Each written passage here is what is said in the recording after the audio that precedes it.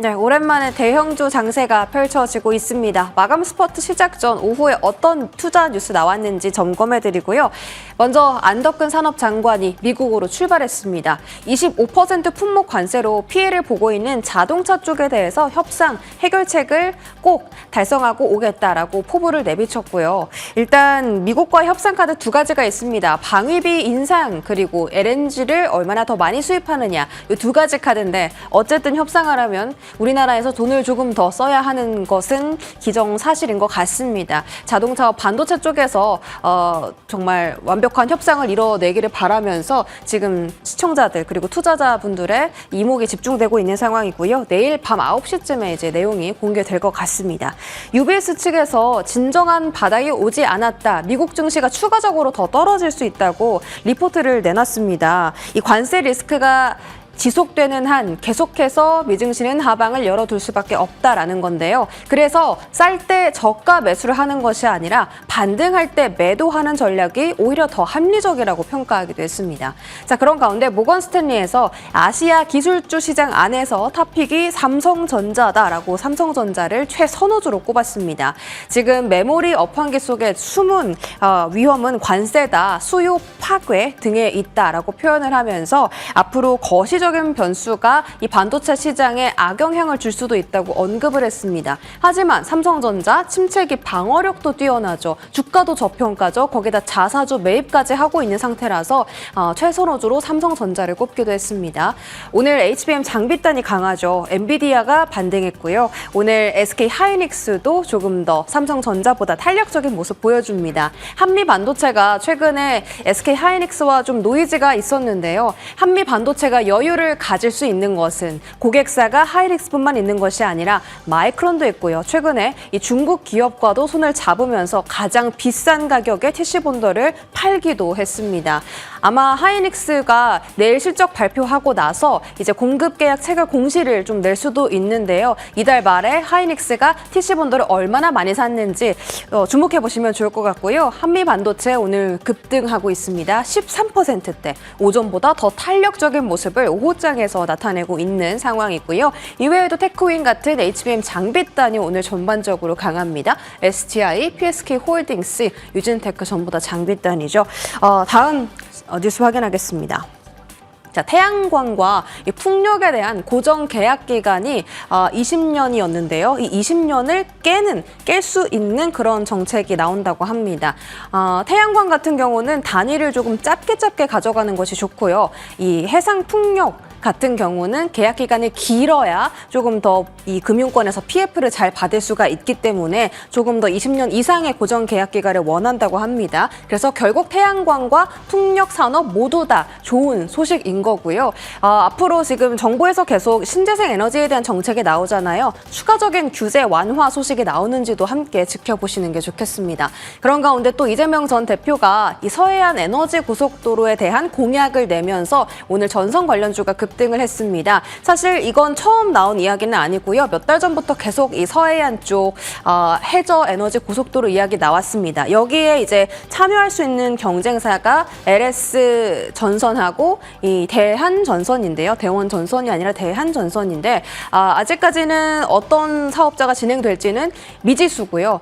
LS 전선의 자회사인 가온 전선이 오늘 그래서 시세가 가장 높습니다. LS 전선의 그 시가총액이 가장 좀 그래도 크기 때문에 LS 그룹주가 있어서요.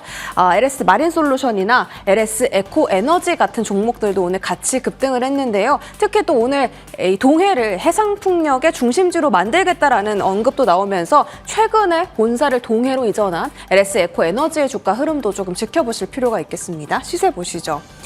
시세를 좀 보신다 하면 현재 SK 이터닉스 7.6% 급등이고요. 퓨얼셀 붙은 수소 관련 종목들도 오늘 집중받습니다. 한선 엔지니어링 ESS 쪽 종목이고요. SK 오션플랜트도 오후장 탄력적인 모습 보여주고 있습니다. SK 이터닉스는 어제도 이제 말씀드렸듯이 미국의 합작 법인이 이 주식을 취득했다라는 소식도 같이 전해졌습니다.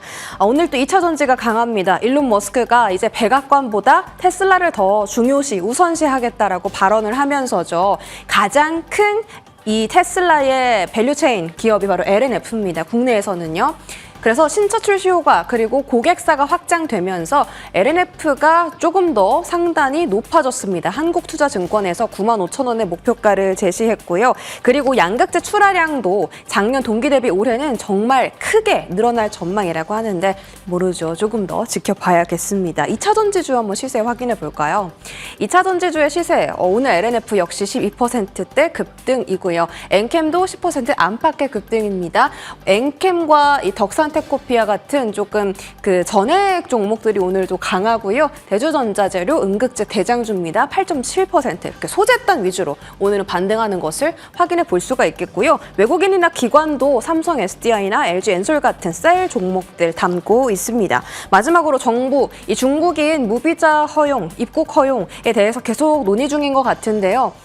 만약에 정말 이 안이 성사가 된다면 정말 빠르면은 5월부터 아니면 늦으면 3분기는 이 단체 관광객 입국은 허용될 것 같습니다. 가능성은 있어 보이고요. 카지노주와 여행사가 최근 들어 급등하는 모습 보였는데 오늘 특히 참 좋은 여행이 장중 10% 급등하는 모습 나타내기도 했습니다. 단기일지, 장기일지는 조금 더 이슈 팔로우업 해볼 필요가 있겠죠. 자, 조금 더 자세한 투자 전략은 마감 스포트 시간에서 챙겨보도록 하시죠.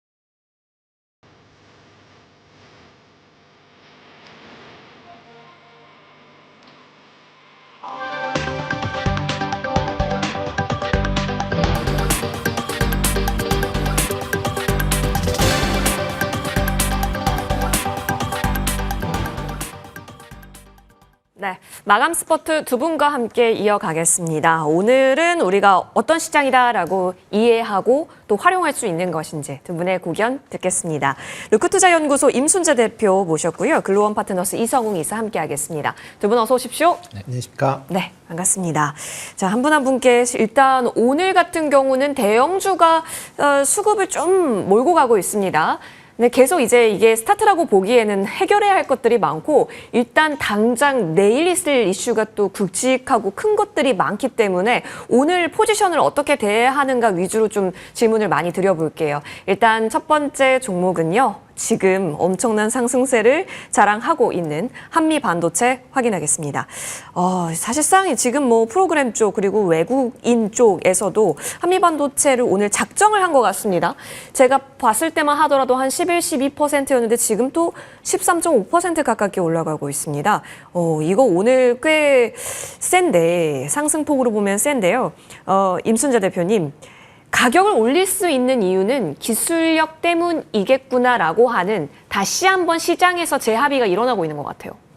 네, 일단 뭐 가장 큰 게 이제 SK 하이닉스와의 이제 분쟁이 네. 좀 어느 정도 이제 해결이 됐다라는 부분입니다. 그러니까 현재 HBM D램을 하기 위해서는 이제 TC 본더가 이제 필요한 그런 상황이고 현재 한미반도체가 그거에 대해서는 뭐 다른 업체에 비해서 확실한 높은 이제 기술력을 갖고 있다.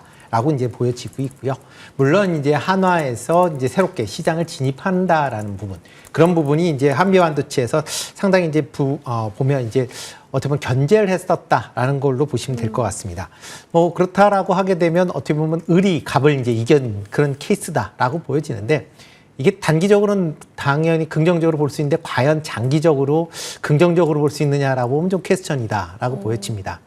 그 이유 중에 하나는 지금 HBM과 관련돼서 이제 4단 12단까지, 그러니까 HBM4의 12단까지는 당연히 TC 본딩이 필요하고 지금 현재 기술입니다. 그렇지만 만약 16단으로 넘어가면 TC 본드로는 안 되거든요. 하이브리드 본딩이 필요한데 문제는 한미반도체가 아직까지 하이브리드 본딩을 못 만들고 있다는 부분입니다.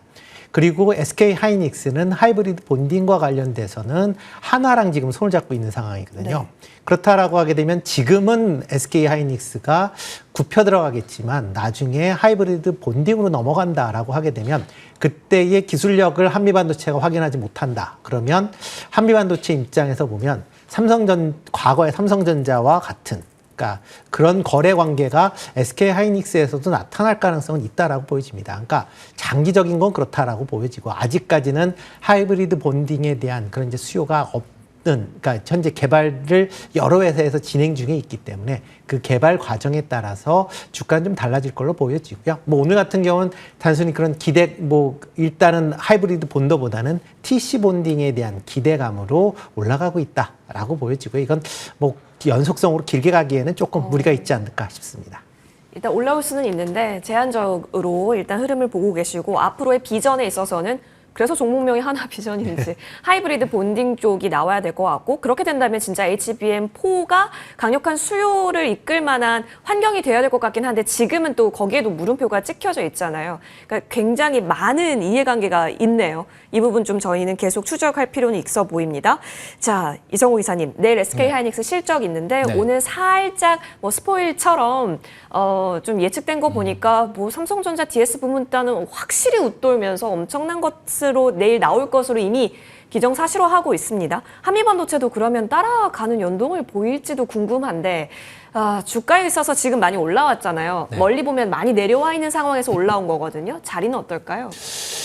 이 정도 주가 수준에서 우리가 고려할 게 이벤트가 있었다라는 점인데 이게 주식과 관련된 증여 부분이죠. 증여? 네, 두 자녀한테 725억, 5,726억 정도의 증여가 이루어진 거고 보통 우리가 주식 증여가 이루어질 때는 주가의 저점이라고 여기는 경우가 많다 보니까 이런 식의 반등도 함께 나올 수가 있고 거기 더해져서 SK 하이닉스 실적을 앞두고 선행적인 반도체와 관련된 종목의 플레이도 함께 동행이 되는 것으로 보입니다.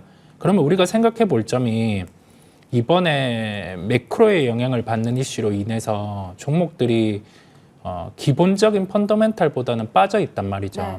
그러면 내일 실적을 확인하면서 이게 뭐 예상치 부합 또는 그 이상 SK 하이닉스가 실적이 나와준다라고 하면 반도체주들은 주가의 상승 연속성이 충분히 존재할 수 있습니다.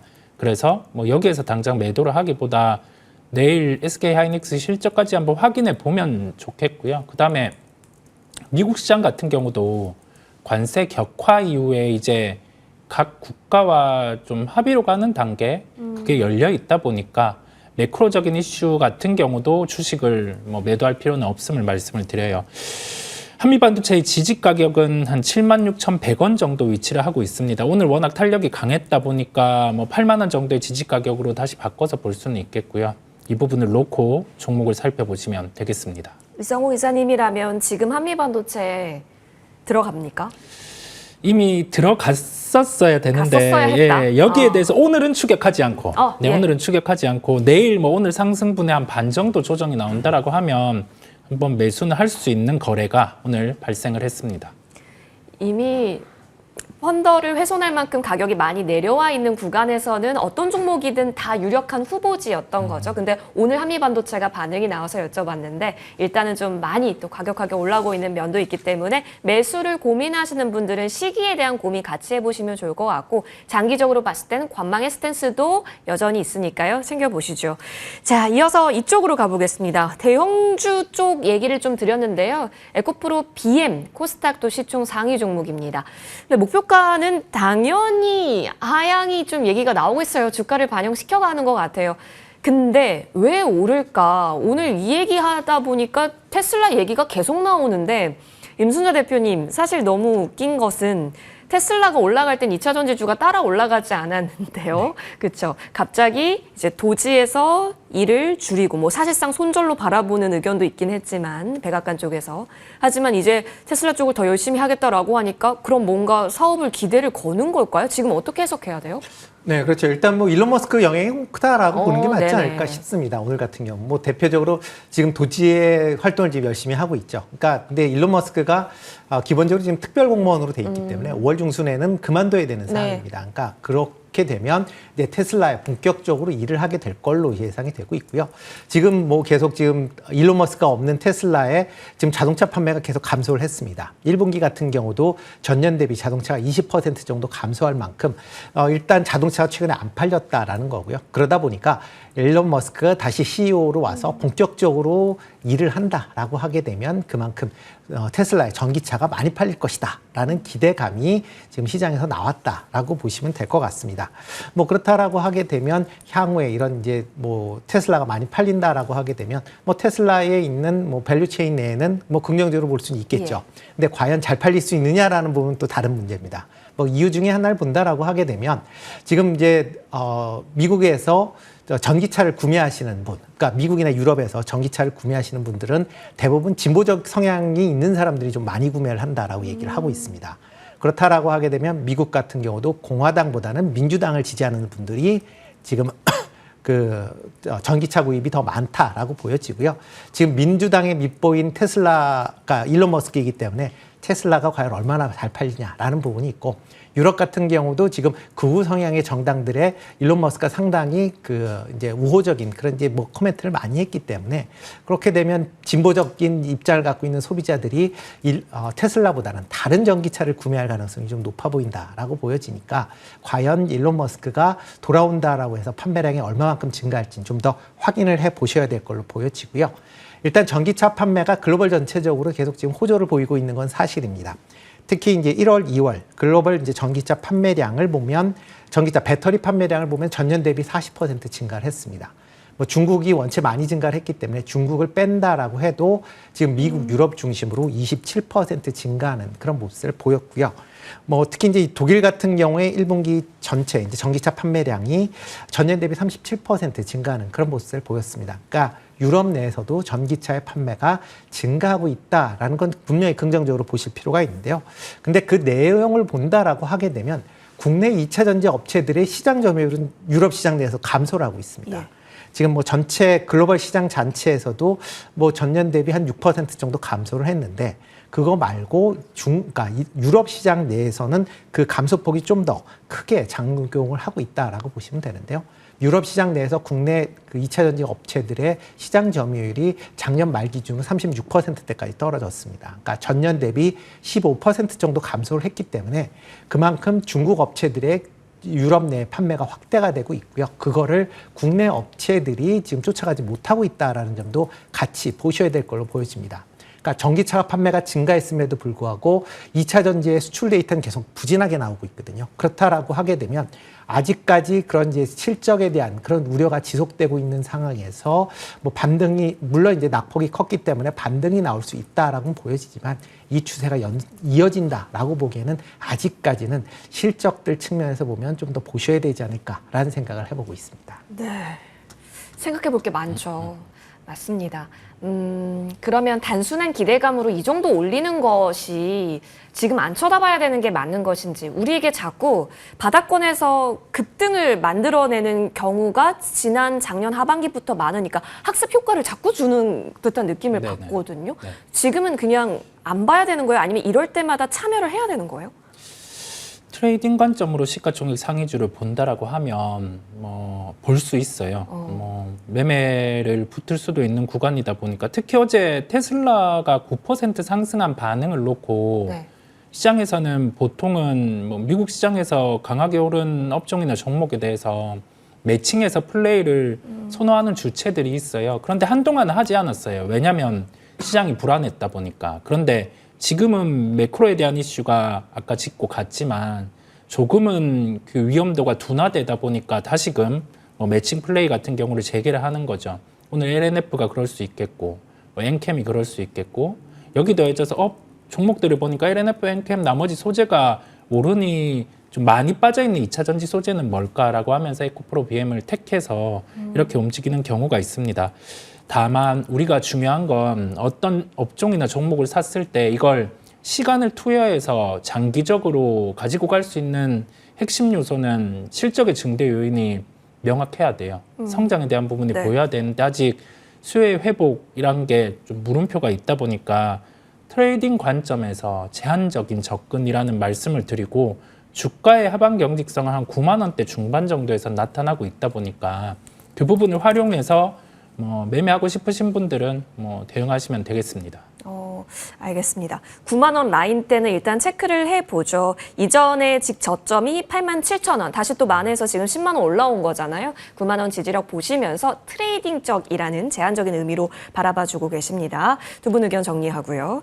자, 이어서 이쪽으로 넘어가겠습니다. 바로 아모센스. 역시 테슬라의 연장선상일 수도 있을 것 같은데 내년에 로보택시 양산한다라고 얘기가 나오니까 이게 시장에서는 또 긍정적으로 미국장에선 바라봐 주더라고요. 그렇죠? 새로운 거니까. 그리고 또 순환은 이 활발한 국내 시장에서도 이쪽이 어떻게 보면 그 다음에 대안이 될 수 있을까 고민이 되실 것 같아서요. 점검 도와주시죠, 임 대표님. 네, 테슬라 관련돼서 오늘 좀 많이 움직이기도 네. 있죠. 특히 이제 테슬라가 로보택시가 이제 6월 달부터 시범 텍사스에서 시범 실시하겠다라고 이제 밝힌 그런 상황입니다. 과거에 보면 이제 일론 머스크가 얘기를 하고 그다음에 한참 지나서 나서 이제 시범 실시를 하던가 아니면 출시가 된다라고 했는데 이번에는 그 기간이 상당히 좀 짧다라는 게 시장에서는 기대하지 않았는데 하는구나라는 그런 반응이 좀 있었다라고 보시면 될 것 같습니다. 물론 초기에는 10대에서 20대 정도 시작을 할 것이다라고 이제 얘기들이 많이 나오고 있는데 향후에 점차 확대될 것이다라는 그런 얘기가 나오고 있고요. 이렇게 이제 자율주행과 관련된 그런 이제 부분들이 이제 시장에서 주목을 받을 수밖에 없습니다. 이제 향후에는 차가 나온다라고 하게 되면 수동보다는 이렇게 이제 자율주행이 얼마만큼 적용이 되느냐가 이제 향후에 자동차 판매에도 영향을 미칠 가능성은 있기 때문에 그런 점에서 본다라고 하게 되면 자율주행과 관련된 부분은 관심 있게 좀 보실 필요가 있다라고 보여집니다. 그렇지만 이제 자율주행과 관련된 좀 이제 차별화될 가능성은 좀 있다라고 생각을 하고 있는데요. 미국하고 중국 같은 경우는 지금 대규모 투자가 이루어지고 있고 네. 그리고 이제 여러 시범 구역을 통해서 지금 실질적으로 이제 로보택시들이 이제 움직이고 있는 그런 상황입니다. 이에 비해서 국내 같은 경우는 이제 각종 규제로 인해서 그 범위가 상당히 좀 제한적일 수밖에 없고요. 그리고 이런 미국이나 이제 중국 기업에 비해서 기술력 측면에서도 아직까지 국내 기업이 다소 좀 떨어지는 그런 측면이 없지 않아 있습니다. 그렇기 때문에 그런 점을 감안한다라고 하게 되면 향후에 자율주행과 관련된 서비스가 본격화된다라고 했을 때 과연 국내 기업들의 자율주행 관련된 그런 이제 부품이나 아니면 이런 서비스가 얼마만큼 시장에서 관심을 받을 수 있느냐라는 부분은 좀 더 지켜보셔야 되지 않을까 싶습니다. 물론 지금은 기대감으로 올라갈 수는 있다라고는 보여지지만 과연 중국 현재 자율주행과 관련돼서는 중국 쪽이 가장 지금 앞서간다라는 그런 이제 평가를 받고 있기 때문에 그런 중국 업체들이 저가의 그런 가격 경쟁력을 갖고 만약 국내 시장에 진입을 한다라고 하게 되면 국내 부품 업체들도 상당한 어려움을 겪을 가능성은 충분히 있다라고 생각이 되고 있고요. 일단 자율주행과 관련된 여러 가지 얘기들이 나오고 있겠지만 관련 산업이 커질 수는 있겠지만 그거와 관련돼서 그 세부적인 그런 개별 기업의 움직임도 같이 좀 보셔야 되지 않을까 싶습니다. 맞습니다. 앞으로 맞이할 미래라는 건 아는데 시기적으로 그리고 이슈의 강도적으로 굉장히 다방면에서 챙겨봐야 되는 부분이에요. 그러다 보니까 그때그때마다 점검을 받아야 하는 쪽이기도 하고요. 자, 그렇다면 사실 아모센스 하면 전 진짜 옛날이 떠오르거든요. 네. 과거에 한때 강했을 때. 근데 오랜만에 지금 좀 흐름이 보이는 거라서 네. 어느 정도로 체크하고 계시는지 궁금하네요. 그러니까 테슬라의 자율주행 플레이를 한다라고 하면 테슬라의 메인 플레이를 하면 되지 이런 소재 부품주까지 굳이 고를 필요가 있냐라는 생각이 들어요. 왜냐하면 테슬라의 주가가 상방에 가깝다라고 하면 종목들을 찾아서 접근을 해야 되겠지만 빠져 있다가 의미 있는 반등이 나온 첫날이거든요. 그렇다 보니까 테슬라의 접근이 나음을 말씀을 드리고 이걸 굳이 그럼에도 불구하고 하고 싶다라고 생각이 든다라고 하면 지지 가격을 찾아서 갈 필요가 있는데 한 5,940원 정도인데요. 굳이 이걸 찾아서 하기보단 직접 테슬라 그다음에 연결된 자율주행 밸류체인 메인 쪽들을 찾아서 보시는 게 낫다라는 말씀을 드립니다. 알겠습니다. 테슬라의 모멘텀으로 가는 거라면 테슬라 본주를 하거나 테슬라의 연관도가 더더더 큰 쪽을 보는 것이 더 맞다라고 아모센스는 의견을 주셨으니까요. 두 분 모두 관망인 것으로 정리를 하겠습니다. 자, 이쪽으로 가보겠습니다. 요즘 우리 두 분께서는 하도 정책 얘기 많이 질문 받으실 것 같은데 이번에도 어쩔 수가 없습니다. 자, 지구를 지키자. 그린 수소 공급망 두산 퓨얼셀입니다. 정말 소외됐었던 종목군들이요. 최근에 정책이 나오면 나 불렀어? 하고 상한가 가는 종목도 하루에 하나씩 나와주니까. 근데 최근에 문제는 너무 하루에 하나씩 많이 나오니까 뭘 봐야 하고 우선순위를 어떻게 정해야 하고, 사실 어제까지만 하더라도 우리 탈탄소, 탄소 포집 얘기했다가 오늘은 또 수소가 좀 더 강한 그런 거잖아요. 그러니까 이게 좀 헷갈릴 수는 있을 것 같아요. 지금 이런 땡땡 퓨얼셀과 같은 종목 쪽에 있어서는 우선순위를 어느 정도로 봐야 할까요? 일단 뭐 대선 공약 때문에 지금 뭐 네. 하루하루가 테마가 움직이는 그렇죠. 그런 상황이죠. 그러니까 그만큼 시장이 상당히 이제 불안한 그런 상황에서 이런 뭐 정책 테마, 어떤 테마가 계속 나오면서 그쪽으로 이제 자금이 쏠림 때문에 이런 현상이 이제 발생하고 있다라고 보시면 될 것 같고요. 이러면 정책 테마가 나온다라고 하게 되면 물론 정책 테마에 대한 향후의 투자 계획 뭐 이런 것들은 뭐 상세한 건 나중에 나오긴 하겠지만 그런 거보다는 지금 상황에서는 그 기업이 갖고 있는 그런 이제 본질적인 가치에 좀 더 관심을 가지셔야 되지 않을까라는 좀 생각을 해보고 있습니다. 지금 이제 수소 관련된 종목들도 이제 오늘 이제 전반적으로 좀 강한 그런 모습을 보이고 있는데 뭐 이재명 이제 민주당 후보가 지금 수소 산업 육성에 관련된 그런 이제 의지를 밝히면서 지금 수소 관련주들이 강한 그런 모습을 보이고 있습니다. 특히 강원도 지금 선거 유세를 뭐 이제 민주당 선거 유세를 하고 있는데 지금 뭐 강원도의 해상풍력이나 수소 에너지 육성을 이제 하기 좀 더 강화를 하기 위해서 뭐 강원도 특별법도 개정을 하겠다라고 이제 그럼 이제 발언까지 했고요. 뭐 지역 돌아다니면서 이제 여러 가지 지역 그러니까 지역 관련된 공약을 이제 발표할 수밖에 없는 그런 상황이다라고 보여지는데, 이러한 이제 그 정책 관련 이런 공약 관련된 종목들은 최근에 이제 거의 이제 매일 나오고 있기 때문에 너무 그러니까 그렇다고 뭐 테마가 오래 가는 것도 아니고 하루 테마 형성되고 없어지는 경우가 많기 때문에 일단 이런 정책 관련된 종목들은 조금 유의해 보실 필요가 있다라고 보여지고요.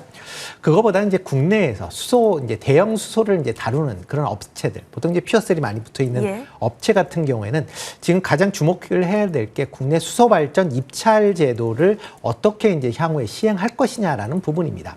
뭐 세계 최초로 이제 수소 발전 입찰 제도를 국내에서 시행을 하고 있고요. 뭐 작년에 일단 선적 물량이 750기가와트, 뭐 전체 뭐 필요한 입찰량이 6,500기가와트였는데 그거 한 11% 정도가 작년에 이제 우선 협상으로 설정이 됐습니다. 그러니까 이 문제는 이게 이제 강제적으로 이렇게 이제 배당을 하게 되는데, 문제는 수소 관련돼서 너무 이제 발전 단가가 높다라는 겁니다. 근데 대표적으로 지금 가장 싼 원전의 발전 단가에 거의 10배 가까운 게 지금 수소 발전 단가거든요. 그러니까 그렇다라고 하게 되면 과연 이렇게 비싼 그런 발전 관련된 단가를 가지면서 수소 발전을 확대시킬 수 있겠느냐, 그게 과연 정책적인 뒷받침이 과연 될 것이냐라는 부분이 같이 주목해 보셔야 될 것 같고요. 단순히 뭐 공약에 나와 있기 때문에 진행이 될 것이다라는 기대감보다는 실질적으로 뭐 그러니까 예산이 나온다든가 아니면 관련된 사항들이 집행이 되는 그런 모습을 보여야만 이런 관련주들이 움직이니까 이거는 뭐 거의 하루 움직임이다라고 보시는 게 맞지 않을까 싶습니다. 네. 그렇죠. 펀드 측면에서 굉장히 철저하게 분석을 해주셨는데, 사실 지금 기인하는 쪽은 아무래도 정책에 대한 기대겠죠. 이서공 이사님, 네. 2021년도에도 강조를 굉장히 많이 하셨던 공약이긴 했었습니다. 네. 수소요. 좋아하시는 건 알겠는데 딱 이 구간까지의 트레이딩으로만 사인을 주시는지 궁금하네요. 네, 그렇게 봐야 되고요. 수소가 메인이 되기 위해서는 앞단에 우리가 전기차처럼 원전의 시설처럼 글로벌에서 이거를 소화할 수 있을 만한 대단지나 제품이 필요한데 그게 없어요. 네. 핵심은 단가거든요. 그렇다 보니 우선은 대선 전에는 표를 얻어야 되니까 뭐 모든 걸 해주겠다라고 하는데 우리는 현실적인 면을 봐야 돼요. 거기에 쓸려가서 하나의 테마에 매수를 했다가는 데미지가 클 수 있다 보니까 수소는 글로벌에서도 우리나라에서도 쉽지 않고 이거 했다가는 처질 수가 있다 보니까 수소 관련주는 아직 시기상조고, 적어도 원전이 먼저 대규모의 활성화되고 나서 뒤에 이제 조금 돌아볼 수 있는 정도로 그 정도로 한번 보시면 될 것 같아요. 그래서 가격만 말씀드리면 뭐 지지 가격은 14,500원대 이렇게 위치하고 있는데 굳이 여기까지 추격을 할 필요가 없음을 말씀을 드립니다. 알겠습니다. 자, 수소 시대가 왔을 때는 캐즘은 없어져 있겠죠. 이미 지난 날이 되기를 바라면서 전기차 캐즘이요. 일단은 수소 관련주는 관망 정리를 합니다. 자, 이어서 좀 큰 종목 넘어가 보겠습니다. LS 일렉트릭이고요. 사실 지금 전력 인프라단이 움직이는데 좀 더 가벼운 쪽이 더 잘 움직이고 있습니다. HD 현대 일렉트릭에 대한 실적을 어떻게 해석할까도 갑론을박이 참 많은 상황이기는 합니다. 여전히 전력 인프라에 대한 수요가 많다라는 것은 모두가 알지만 주가가 반영시키느냐가 가장 중요한 현재 구간인 거잖아요. 그 가운데 LS 일렉트릭은 글쎄요, 잘 버텨주고 있는 4%, 5% 가까운 상승세는 보여주고 있습니다. 방향을 어디로 갈까가 더 궁금해지게 하는데요. 지금 이슈적으로 살펴볼 수 있는 게 있을까요? 뭐 이슈적으로 가장 중요한 거는 관세죠. 관세. 네, 뭐 관세 관련된 부분. 특히 이제 지금 미국 내에서 전력 인프라망 교체를 이제 하고 있다라는 건 뭐 다 아시는 거고, 그게 뭐 한두 해 끝나는 게 아니라 아마 10년 정도 이상 걸릴 가능성이 상당히 높다라고 보여집니다. 그렇다라고 하게 되면 미국 내에서 변압기 수요가 계속 이제 증가할 수밖에 없는 그런 상황이고요. 문제는 이제 이런 변압기를 기존에는 그냥 뭐 관세 없이 이제 진입이 됐었는데, 만약 관세를 올린다, 부과해서 만약 받는다라고 하게 되면 이런 전력망 교체가 상당 부분 좀 지연이 될 가능성에 대한 그런 우려가 시장에서 남아있을 수밖에 없다라고 보여집니다. 그렇지만 이제 대형 그러니까 어떻게 보면 빅3 같은 경우에, 빅3 이제 전력회사 같은 경우에, 전력 설비 업체 같은 네. 경우에는 지금 미국 내 공장이 있습니다. 그렇기 때문에 관세를 부과한다라고 해도 그 부분은 상당 부분 좀 제한이 될 가능성은 있다라고 생각이 되고 있고요. 특히 이제 LS 일렉트릭 같은 경우는 미국에서 이제 초고압 이제 변압기를 이제 본격적으로 올해부터 이제 생산이 된다라고 하게 되면, 이런 이제 변압기 생산이 이제 미국 내에서 된다라고 하게 되면 지금 고압 변압기 같은 경우는 주문한 이후에 이제 인도받는 데까지 보통 2년에서 4년 정도 걸릴 만큼 공급이 상당히 좀 부족한 그런 상황입니다. 그렇다라고 하게 되면 이런 공급 부족으로 인해서 뭐 변압기에 대한 수요는 계속 좀 있을 걸로 예상이 되고 있고요. 뭐 향후에 뭐 몇 년 동안은 계속 이런 전력 변압기에 대한 수요는 계속 일어날 가능성은 충분히 있기 때문에, 물론 이제 개별적인 이슈로 인해서 주가가 출렁거릴 수는 있긴 하겠지만 기본적으로는 전력 설비 관련된 기업들은 긍정적으로 보시는 게 맞지 않을까라는 생각을 해보고 있습니다. 그래요. 알겠습니다. 오늘 외국계 쪽에서 LS 일렉트릭이 좀 끌어주는 것 같습니다. JP모간, 골드만삭스 창구에서 지금 매수 강하게 들어오고 있는 건 보여지는데, 사실 고민되는 종목군인 것 같아요. 이성훈 기자님, 네. 지금 자리 메리트 말고도 뭔가의 신선한 메리트는 사실 모르겠네요. 그죠. 한번 뭐 소위 말해서 왔다 간 주식이다 네네네. 보니까 우리가 신선하면 떨어지는데, 그러면 핵심에 대한 고민이 필요할 것 같아요. 미국의 변압기사 같은 경우도 주가 많이 빠져 있고, 그다음에 대표적인 변압기사인 HD 현대 일렉 같은 경우도 주가가 많이 빠져 있거든요. 그래서 지금은 전력 좋은 거 알겠고, 변압기 좋은 거 알겠고, 데이터 센터 이런 쪽도 시기의 문제지 짓는 거는 알겠는데, 핵심주들이 주가가 비슷하게 빠져 있다 보니까 업종 내에서도 핵심주에 대한 집중을 말씀을 드립니다. 지지 가격은 17만 원 정도예요. 이 정도 왔으면, 이 정도에 오면 매매 관점으로 가능하고